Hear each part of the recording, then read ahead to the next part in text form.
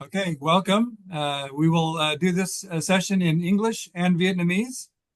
So be Yes, prepared for translation, both directions, and we hope that this will work out for more of our audience. Okay, so Dr. Lin is going to present the case first in Vietnamese, and then yes. we will do the same in English. Xin mời bác sĩ Lin.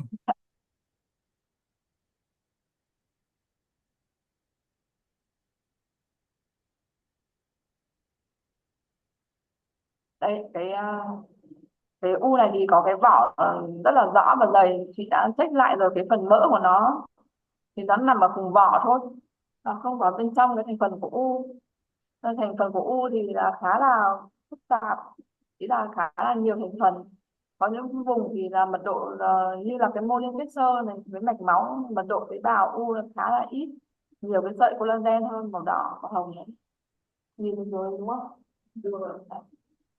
Thế còn cái vùng này thì là tế bào nó cũng nhìn rất là hiền lành cả, và có xu hướng là tăng sinh mạch với một số cái mạch nó khá là dày. Tuy nhiên có những cái vùng khác thì sẽ xem lại cái vùng khác.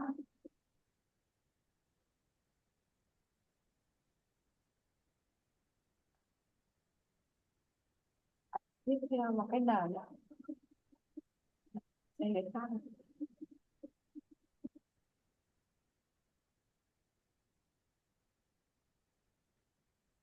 Có những cái vùng sẽ thấy rằng là được không, nhìn thấy chưa? Nó chạy không? Chưa được thấy. Thế là đọc cái nhà này nó thay cái ảnh đúng chưa? Đây nhìn chưa? Cái ảnh mới đấy, nó ra cả cái file của, nhưng mà vẫn là cái ảnh đầu. ờ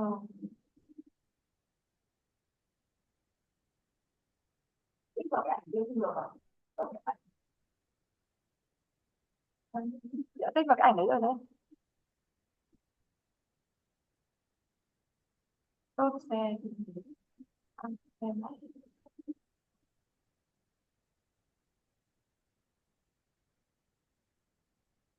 Vào cái folder đấy. Lần sau mình không phải chọn ra. Nhưng mà muốn xe cái ảnh to ấy, đây chị đã tích vào ảnh này. Đấy nó vẫn không, à, cái ảnh nó chưa thay đổi đâu ạ. Không đi lựa chọn ảnh khác để xe á.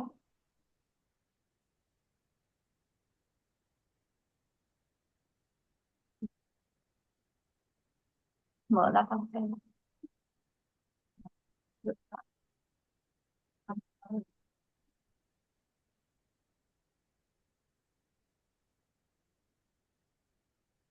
Thì được rồi đúng không? Dạ.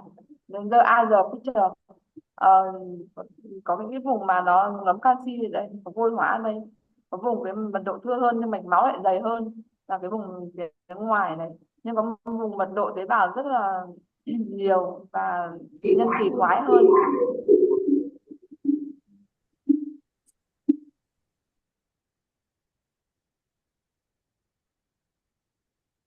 Thế còn nhuộm hóa môn miễn dịch thì cái u này thì âm tính với desmin này, Ờ, âm tính với cả sóc 10 S100, CD34 chỉ lên với mạch máu thôi. Vẫn đang loát ảnh à?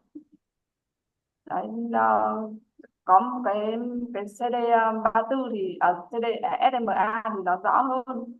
SMA thì vẫn nghĩ là nó vẫn dương tính với cả cái tế bào u. Đây xem lại. Sorry, phải thay đổi.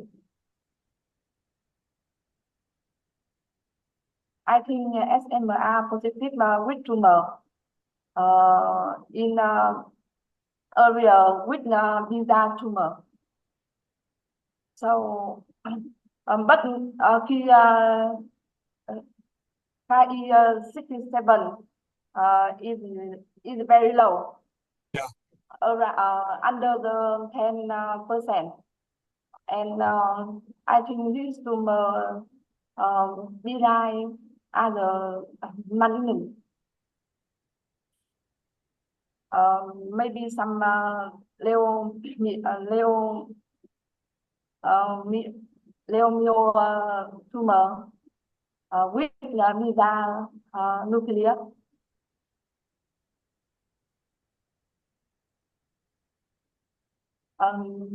How about the idea? Um, so this case, I think, is has a number of very interesting features. Um, I have the slides scanned so that I can run them as well. So if you'll maybe stop the share, I can run through the digital slides that I have prepared. Yeah.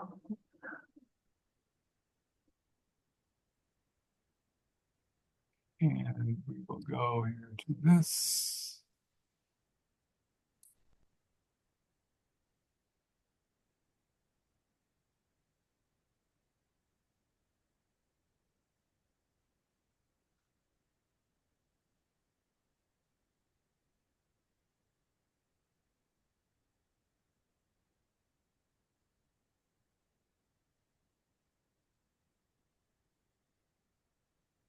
So first Yeah. is the variable nodularity, some high cellularity areas, some low cellularity areas. And then in some of the slides you had, there was a fatty margin. Um, Đây, so đúng không chị? yeah, Yes. the the atypia here is quite significant. Um,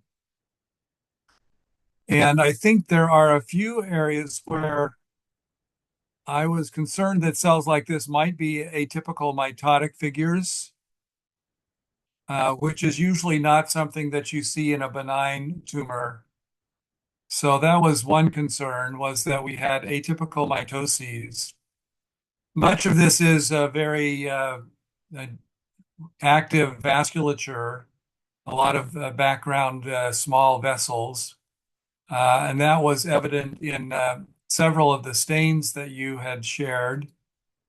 This is, I think, one of those stains, which shows a very prominent capillary network.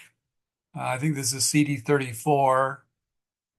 As you see here, there are a lot of small vessels, but most of the atypical cells in between are not the cells that are staining. So you're very correct that it's not a primary vascular tumor, but it's certainly a tumor that is making endothelial growth factors and producing a marked vascular proliferation. The SMA positivity, let's see, is this the SMA stain? Let's see which stain this is. This is the actin stain. So this is similar to what you were showing. There is a very small amount of actin staining in some of these abnormal cells. But that's common in, fibrohistiocytic myoepithelial type cells to get some actin or some smooth muscle actin. But the cells will be uniformly negative for Desmin.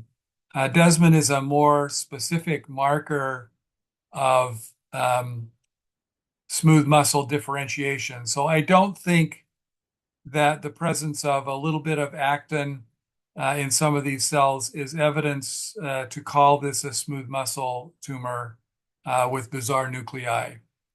Additionally, it doesn't have the fascicular pattern of growth that those tumors have.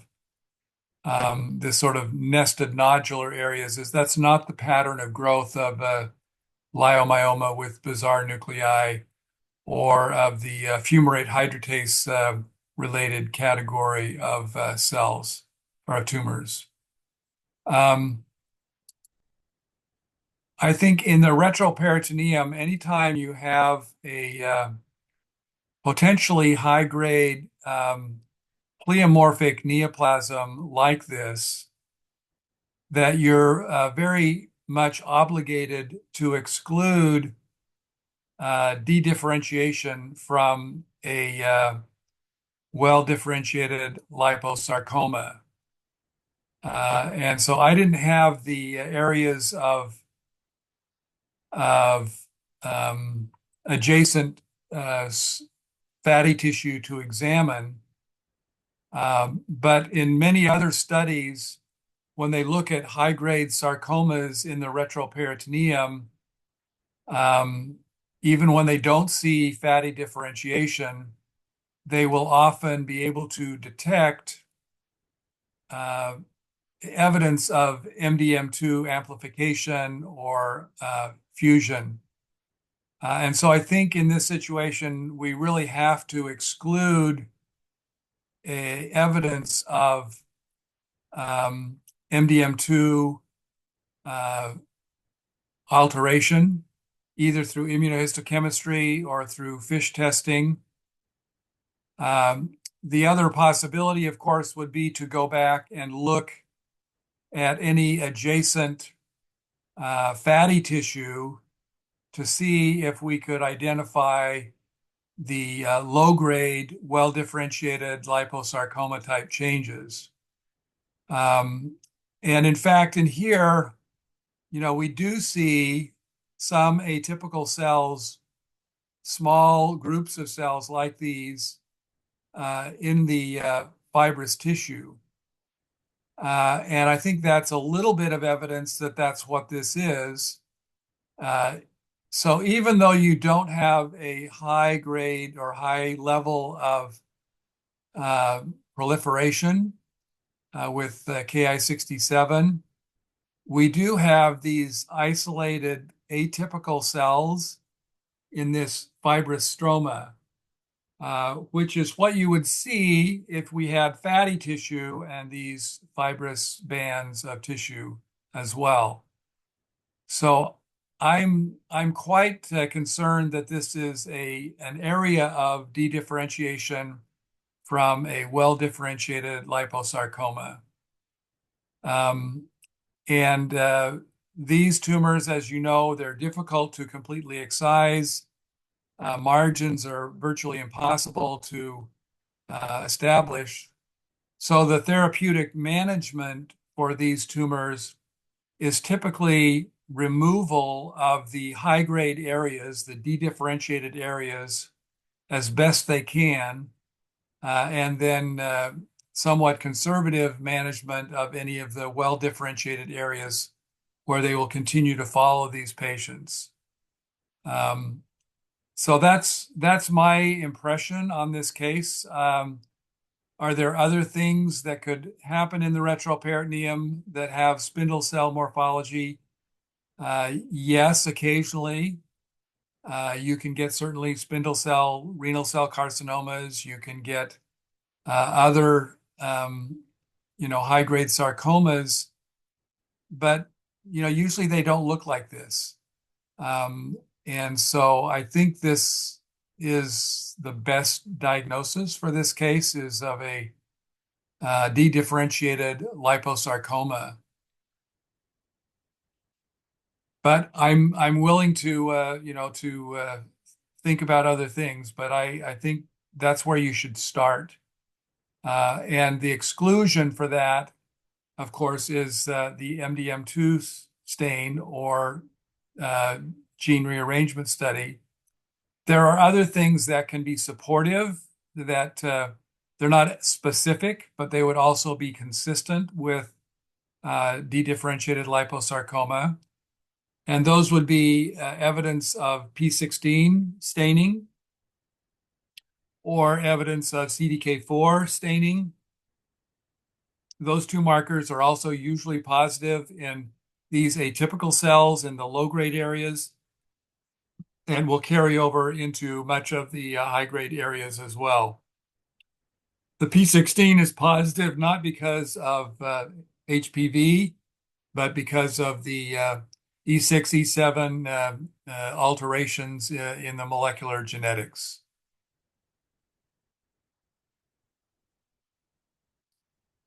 Does anyone have any questions or other comments about that? Do you want to translate some of those comments?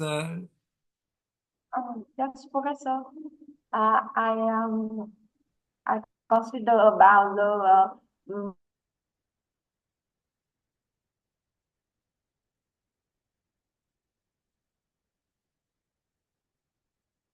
Nope, you've frozen for a moment here.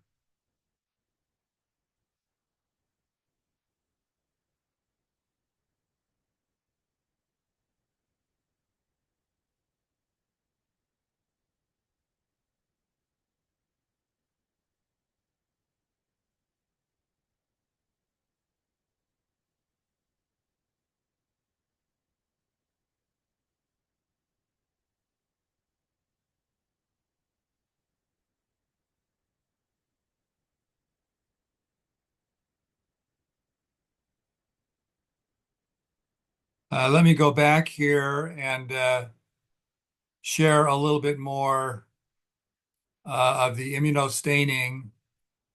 Um,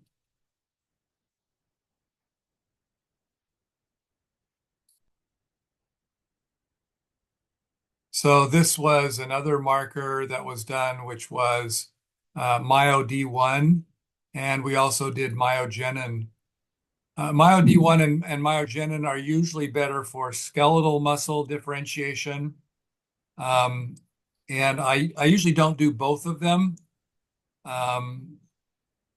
And mostly I would use them in cases of carcinosarcoma, uh, Mullerian sarcomas, and so forth.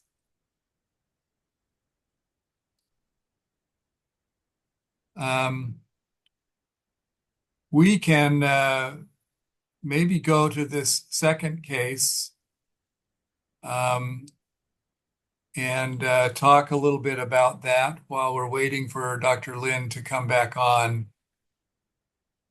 This case, oh, you're back on. Okay, so I'll let you come back.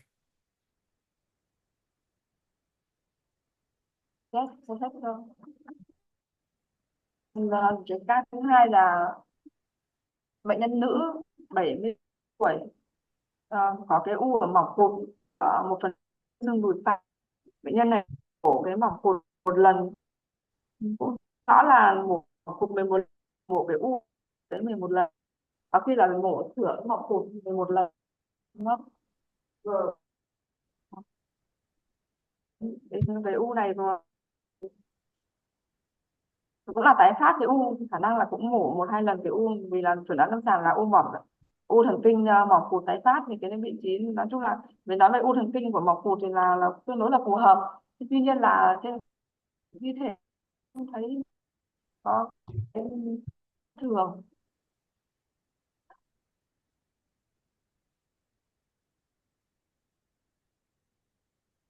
Những lần trước là không mổ, không lần thấy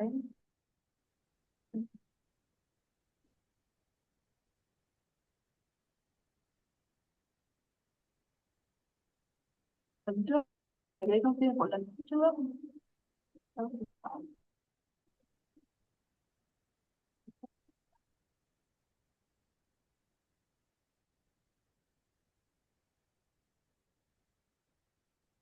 Thấy gì chưa?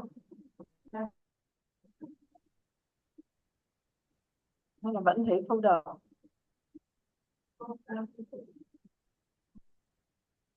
Đấy thì cái u này cũng thế, cũng có cái vùng mật độ rất là giàu tế bào, được không, nhìn được không?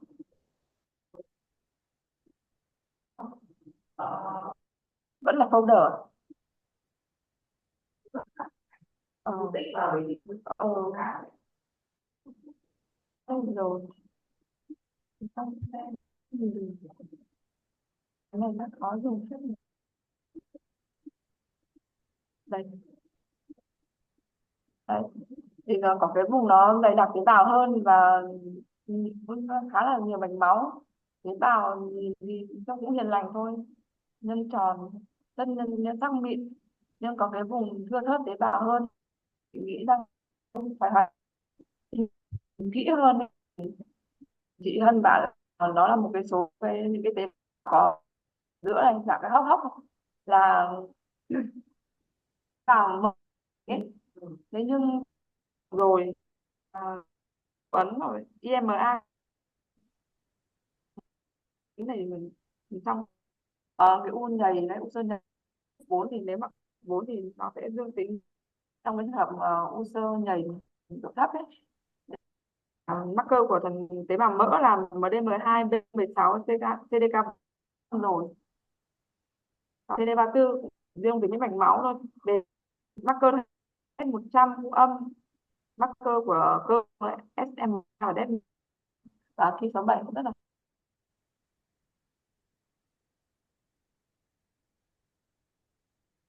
yes. uh, Free you please can us comment about this tumor. Yes, this is a very interesting case.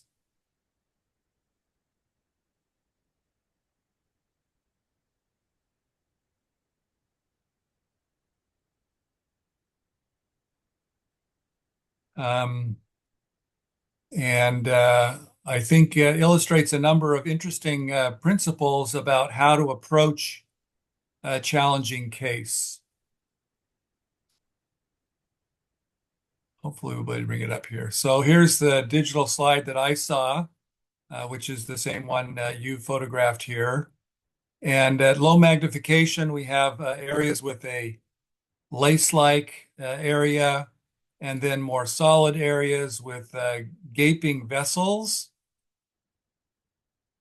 And there seems to be some sort of clearing in some of the cells as well. So I didn't see much in the way of the interface between this tissue and surrounding normal tissue.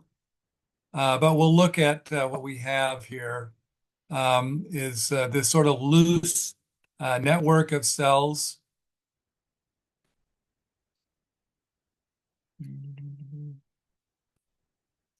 And we'll go to the next slide here.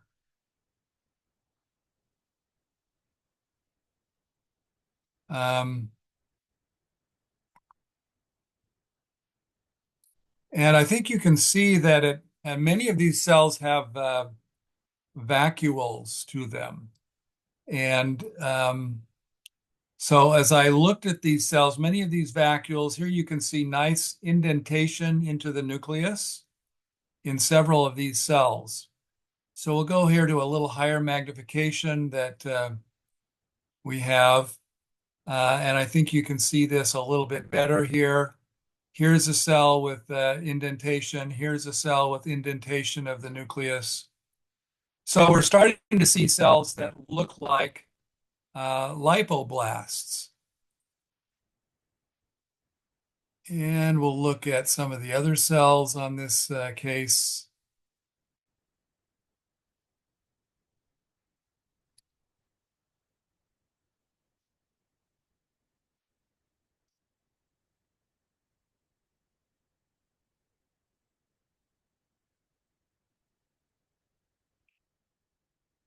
There's one image. Here's another image, again, with this very lacy appearance. There doesn't seem to be much in the way of nuclear hyperchromasia, though in these areas here, the cells become a bit more solid and back to back, a little bit larger nuclei. And here it's virtually completely back to back. And again, I think you can see many of these cells have vacuolated cytoplasm with some indentation of the nuclei. Again, more of these very gaping vessels, and then some intervening smaller, slightly thick-walled vessels. So some of these could be vascular spaces, and so I think thinking about vascular tumors is one consideration. But I also think with this kind of cytoplasmic appearance, a fatty tumor would be worth a consideration as well. Now, there are several fatty tumors, as we know, that can have lipoblasts-like cells. Um, I can't always remember what all of those are. And so I like to use tools like Google or other things to help me sometimes with the differential diagnosis. Here we highlight the nice vascular network. It's very delicate vessels. Again, some angiogenesis going on. And here more of the sort of foamy cytoplasm in some of these cells with areas of lipoblasts-like cells. Here are some of these cells. So now we're in the era of artificial intelligence. And so I said, well, I won't just ask Google, I will ask Gemini. So here is Gemini, which is the AI tool from uh, Google. And I said, what kinds of tumors can exhibit lipoblast or lipoblasts-like cells aside from liposarcomas? So we know that pleomorphic liposarcoma and so forth can have lipoblasts and some of the other liposarcomas as well. But we know that this is not very pleomorphic. It's not highly mitotically active, and the Ki67 is very low. So what other things should we think about? Well, this is the list that it gave us. Spindle cell or pleomorphic lipoma can show areas with spindle cells and lipoblasts and a prominent vascular pattern. Well, that would be a possibility, but we certainly don't have any spindle cells. And the location is a little bit unusual. Chondroid lipoma is another tumor that can have lipoblast. We don't have any chondroid differentiation. Lipoblastoma is a possibility. Lipoblastomatosis, we're not in the pediatric age group, and we don't have a blastomatous appearance. And then it gave me this answer. Fibrosarcoma-like lipomatous neoplasm, or lipoblastoma-like tumor, which has some features overlapping with lipoblastoma and myxoid liposarcoma. Well, certainly we have some myxoid-like lesions in this. And so I said, well, let's take a look at that reference. Here's the reference. And we'll just take a look and see what do we expect to see in this tumor. Oops. Let's go back here.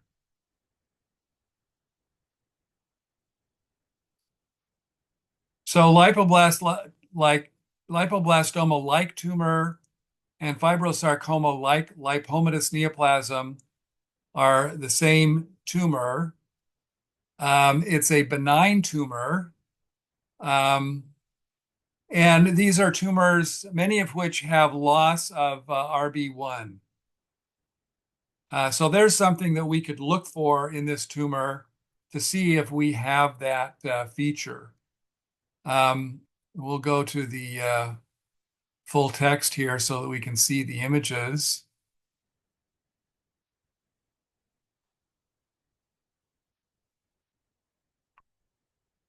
Sorry, this is a little bit slow. But here are the images of what this tumor looks like.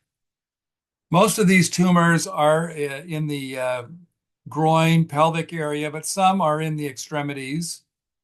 So we're not out of possibilities. Here's a nice gross image of this possible tumor, sort of a variable grayish brown tan surface. And then here are our images. So let's take a look at this separately. As you can see, this image has a little bit of a nodular character. Here's some spindling. And then we see this, vascular background and some lipoblastoma-like areas. So this is one case.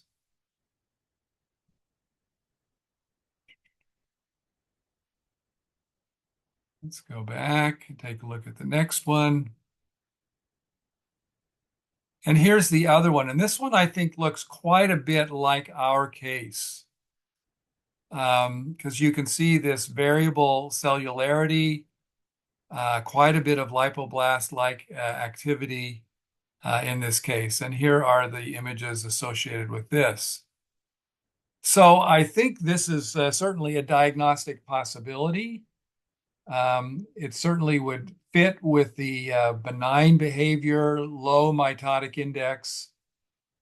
So I think if we're able to demonstrate the loss of RB1 in this case, and I don't know if you have access to that lesion, but I think that would be certainly good to consider as this low-grade lipomatosis-like tumor as a possibility. Now, the other possibility, I suppose, in this case is that we are looking at some sort of a reactive lesion related to maybe the patient's amputation or some other localized trauma. But if this were traumatic or something of that sort, I would expect this to be to have more inflammation, to have evidence of fat necrosis, more histiocytes, and so forth. And I didn't see any of that here. Obviously, I'm just looking at a very limited area of the tumor. So those are my thoughts. Does anyone else have questions or thoughts on this case?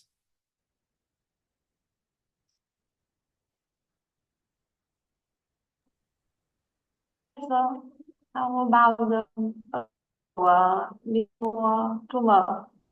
Now, a typical lympho tumor, but I stain this tumor with uh, MD M2, CDK4, and P16 are negative, all negative. Yeah. On the retroperitoneal tumor or this tumor? Not in this tumor of leg.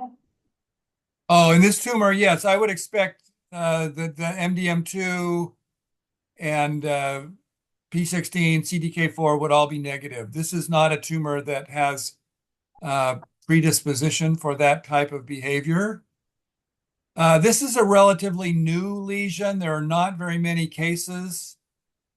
And so it's not well described. That article that I showed you is one of the few tumors, or one of the few reports. But there are other descriptions of it going back and going through that. So these sorts of series would be worth looking at. This one, for example, fairly recently from Drs. Fletcher and Hornick, includes some of those similar sorts of cases. And this was published in Modern Pathology. So this is fairly recent. And we could take a look at that article. Oh, let me see. Oh, I didn't. Let me go back and share the screen here. So you can see what I'm looking at.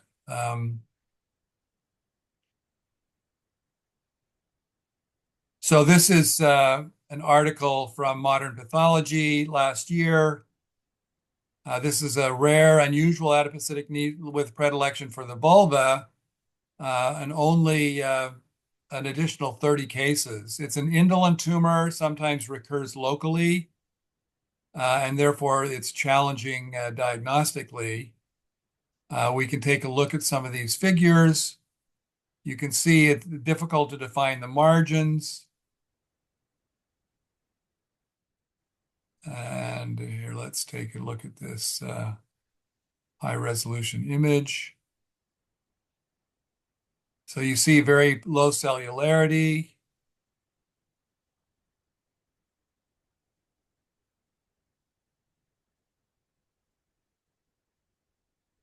back here.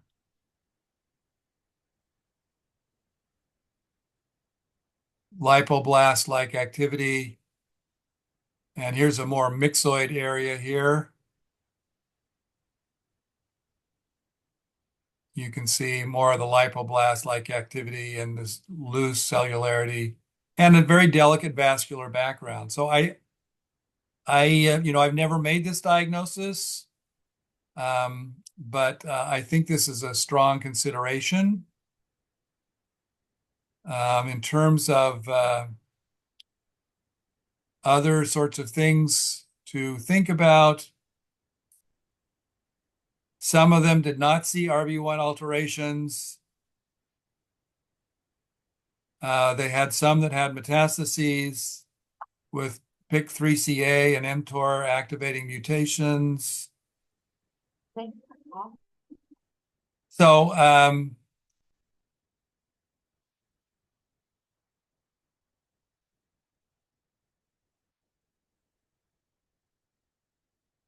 scrotum, retroperitoneum, inguinal region.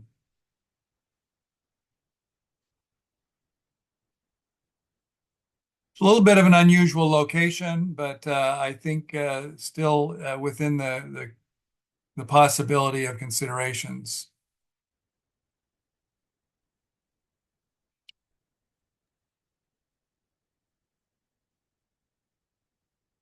Yes, thank you. So let me share one other very interesting discussion case that came out of some of the presentations at the recent IAP meeting and some of the other discussions that we've had in our practice, since we're talking about kind of unusual soft tissue tumors. This is a category of tumor that is being discovered or unraveled as we get more capability with gene sequencing and molecular genetic analysis. So this is a tumor that occurred in the back and then had a recurrence in the same area. But similar tumors have been discovered in a variety of sites, including the ovary, and we'll talk about one of those cases here in a little bit as well. But as you can see, there's sort of a bit of a spindle cell, quite blue areas, and the morphology here shows what looks like a sort of purplish cytoplasm and fairly active nuclei, a degree of pleomorphism. And so it looks like a malignant tumor. It's recurred. Certainly, as we look at the margins, it's not particularly well confined or sharply demarcated. It's got sort of an infiltrative border. The cytology looks likely to be malignant, although it's not highly pleomorphic. Certainly the very prominent nucleoli and the amphiphilia, and note also this sort of vacuolar change. Now, immunohistochemical approaches to this tumor are very interesting because this is a tumor that expresses some melanocytic-like markers. For example, it can be S100 positive. It can occasionally have MART1. And so the temptation is to think of this as a melanoma. But it doesn't have the BRAF mutations. And very importantly, it's usually always SOX10 negative. So there aren't very many true melanocytic lesions that are SOX10 negative. It's also negative for MITF. And so when we saw this lesion, this is here, you can see some of the evidence of recurrence because we've got this prior surgical site with hemorrhage and so forth and the recurrent neoplasm. I think the initial had been called a melanoma. And we wondered if this pigment was, was melanin or if it's really hemosiderin. It turns out to be hemosiderin. Well, then one of my very bright colleagues said, well, I think this may be in a new category of tumor. And so she did CD56, which turned out to be positive, and suggested that it was negative for other neuroendocrine markers, but it was positive with CD56. So then she suggested that perhaps this should be uh, further characterized and evaluated. And indeed, uh, the molecular analysis showed that this had a GLI1 abnormality. Now, the GLI1 gene has been identified as a fusion partner to several different other genes. Um, and one of these partners, for example, is an ovarian tumor that has this PTCH1 GLI1 fusion. And the images for that lesion and the immunohistochemistry is somewhat similar. So here we'll take a look at the morphology here. We'll view this full size. And so you can see here it's a bit more epithelioid. But here it is, it's S100 positive. It's negative for any of the ovarian epithelial markers, PAX8, et cetera, et cetera. It's negative for CK and so forth. And it's CD56 positive. So here's another GLI1 fusion gene related tumor with this somewhat characteristic combination of S100 and CD56 staining and negativity for most of the other markers. If we go back to thinking about this, there are other fusion partners that can be seen. And these other fusion partners can include ACTB, MALAT1, that also can become mutated with these lesions. So we'll take a look at these images as well, so that you can see here. Sometimes this is, I think, an ovarian tumor that looks more like a sex cord stromal tumor or a granulosa cell tumor or something like that with this nested pattern. Here's the immunohistochemistry, which shows that you've got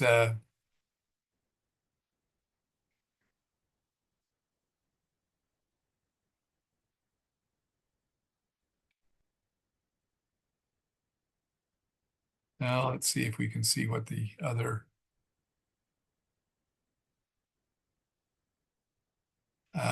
what's the we'll come back to this here in a minute. And then here's again another picture of this here. It sort of looks like a sieve-like pattern and so forth. Tumor is negative for all immunomarkers, but a second tumor revealed mainly solid sheets of epithelial cells and tubular structures. And let's see where we go here next. Okay, so let's go back here. So in their experience, they were all positive with S100 and negative for SOX10, SMA, EMA, rare cytokeratin. It looks like they did not do CD56 in these cases. But I'm pretty sure that had they done so, they would have discovered that. The more recently discussed cases at the IAP were positive for CD56. So I'm thinking that we're going to see more of these kinds of cases where if you see a case that looks like it may be melanocytic or looks like it could be one thing, but it doesn't stain the way you expect, and you have this CD56 clue, that's where I would start to look for the potential for these GLI-1 altered tumors. And because this is a wide variety of sites, here we have it in skin, we've seen it in ovary, it's been in the mediastinum and other locate retroperitoneum. I think we have to be thinking about this in a larger sequence or larger backdrop of places. I did do a video on this case a while back, along with some additional information on that. So you can go back and take a look at the references on that case if you'd like. It's the only video on YouTube about GLI-1 altered tumors. So that was the case that I thought I should share with you, particularly since it came up a couple of times in the recent IAP meeting. And I think that's usually an indicator that more people are thinking about this, and it may become more a diagnostic consideration. So those are my two clues, my two suggestions on that case, and so forth. Any questions or comments?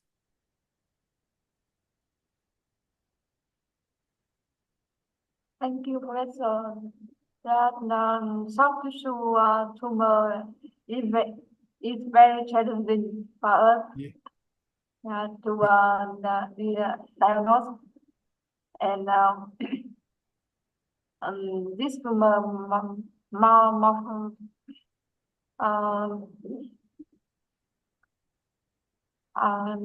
cái nghĩa là cái u phần mềm ấy nó đa hình thái quá. Yeah, đúng rồi. Yeah, soft tissue tumors are challenging for everyone. None of us have seen enough of them. Unless you're Jason Hornick or previously Chris Fletcher, or maybe Sharon Weiss or Andrew Folpe, we just do not see enough of these tumors to become really confident with them. And what I think we're hoping to do is to develop a greater central library of digital slide cases that can be useful in this regard. So let me just point out here on the DAPA site. When we come to DAPA and we come back to the main dashboard here, this category of high yield cases includes bone and soft tissue is one of the first areas. And so when I have a case that I wonder about, this is sometimes where I will come. We have good people doing the curation for these tumors or these cases. And so we can study, enter. There we go. Okay. So here are just literally lots and lots of good examples of soft tissue cases and bone cases that can be studied. In addition to this category, in these cases, many of them will be annotated. They will have the digital slide. They may have stain information. They'll usually have information about the case, the microscopic features, and many of these will be linked. For example, if I say myxoid change, where's that? Oh, well, it's going to show us the myxoid change. So they'll have these very active annotations to help you. And the immunoprofile. So here's a case. This is a dedifferentiated liposarcoma, I believe. No, pleomorphic liposarcoma, sorry. And so you'll get that information about where it is and what to be looking for and so forth. In addition to that, here, if we go back to the dashboard, there is the slide library. And so these are all slides that people have contributed with their own diagnosis. If we look at the public slides, we can select a category of cases, say bone and soft tissue. And if we want to see lipoblastoma,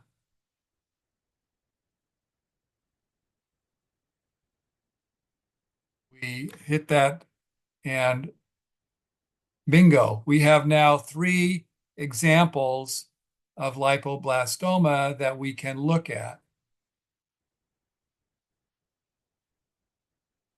And we can use that as a comparison with our cases.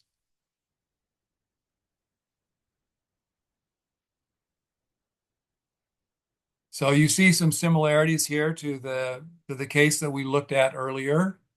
And this could be a useful comparison when you have a case like that. Then you can come back and maybe look at the next one, and so forth. And it may provide some information about the patient, where it was located, maybe how old they were by selecting this site. It doesn't say where it is or how old the patient was. So anyway, those are some of the resources that are available. We hope to improve these and expand these.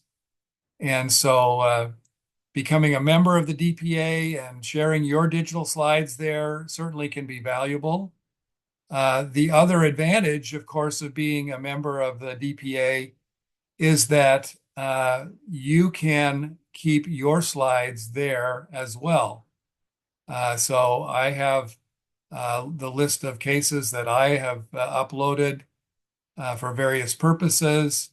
Other people can share slides with me as well. I can add those to my teaching box.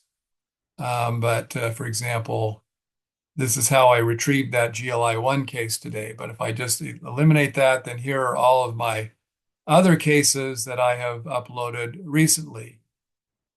So for example, we had a case of a conference we were doing, and I needed an example of chondrosarcoma.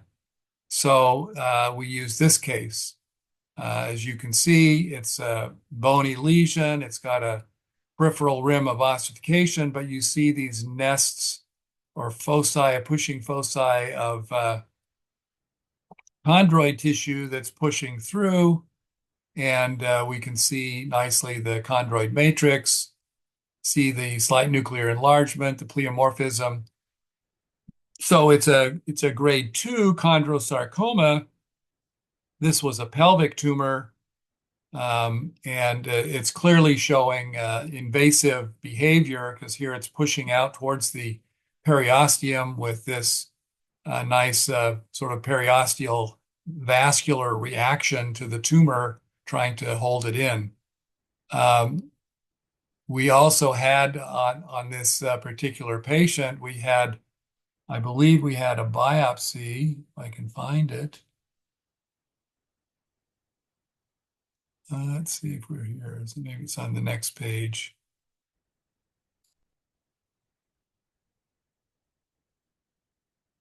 Yeah, so here was the biopsy on this patient. And you can see here, I think, some of the differences between a nice needle core biopsy. Well, a lot of very mature looking cartilaginous tissue, but knowing that it's from the pelvis, that it has sort of a more aggressive border, we might be more concerned about malignancy.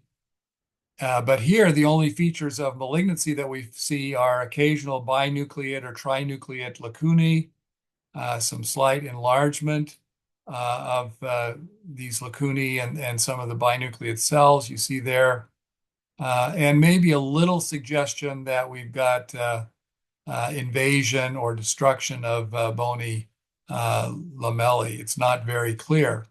So we would sign this out as a chondroid neoplasm with features of you know, likely chondrosarcoma, low grade. And then the resection comes out, and we have those other features that we saw there just a moment ago in this slide with the more aggressive appearance. So that's for me, that's some of the value in Digital Pathology Association, both as a personal value to store and keep my own slides, as well as the great teaching value and consultative value when I want to check a diagnosis and see if what I'm looking at looks like what other people have called. And you know, we can look at those, you know, images from the from the article like we did here. Um, but there's quite a difference, as you can see, between trying to make out an image at low magnification compared with seeing the full context of the digital slide as we did here. So for me, there's much more learning value and I think much more teaching value in having the full digital slide to examine and share with people. And of course, you recognize that we can take a lot of high power images and get good photomicrographs, but it's really much easier to see more of the case with the digital slide. Well, we've gone on to the full hour here, and I appreciate your patience. I know you have a busy day ahead. Welcome to November, and I will look forward to meeting with you again later this month. Yes, thank you, Professor. Lần sau cháu chuẩn bị kỹ hơn ạ. Hôm nay hơi vội. Yeah. Ok, cảm ơn mọi người nha. Hẹn gặp lại cuối tháng này. Dạ vâng. Goodbye.